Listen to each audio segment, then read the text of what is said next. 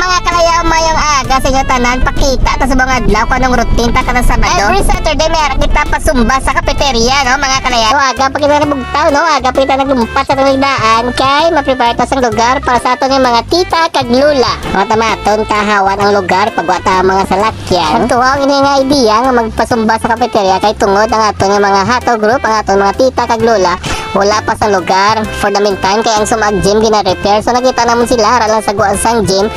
Pisarayob lang ko nakinit kagang yabok samtang kapabalhas da sila do. Imaginable mga kalayaw nga gabira-bira kala sumba gabi mo balas ginahapo-hapo kay muwa baga nga tapos malabay ang mga jeep nga gabing aso. Suyok mo gid. At least diri sa cafeteria no safety sila handong plus padamos ang kahoy, fresh air. Ang schedule sang hataw diri sa cafeteria every Saturday gasugod alas 7 hasta alas 8. Libre ini ha, wala ini sang bayad, open ini sa tanan. Sa gusto magsumba sorry natapos na aton may tatlo na taka. Tita nga ginapangunahan ni Tita Lourdes mo tatlong islauna nag-abot. So, amo na ni ang ilang venue. Lantawan yung blaka hipid na. Safety na nato mga tita, ato nga lula.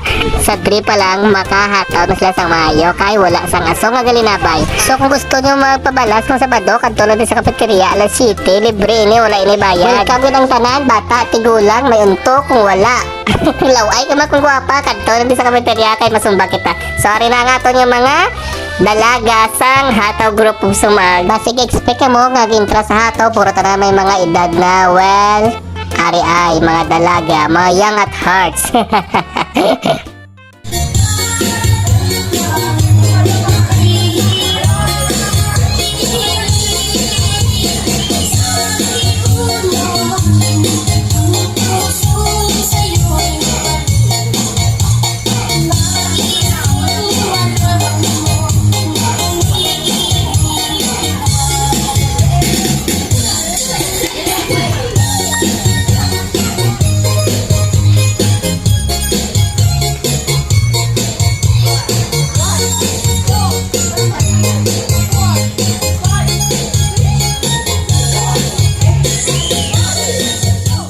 Sorry na, ang best part sa Zumba, after Zumba lang to akong ginano ito yung mga tita.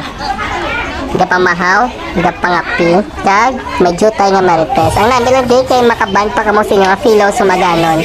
Take note ang ato nini kapi kag pandesal libre after Zumba. Ganito ang mga tita tanan, di ba ka namin lang sa feeling?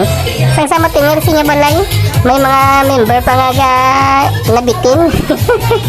Ang iba na istorya, mga tita, mga batsaw, ang makadto sa Zumba, kita sa Sabado, di lang sa cafeteria. Salamat, babush!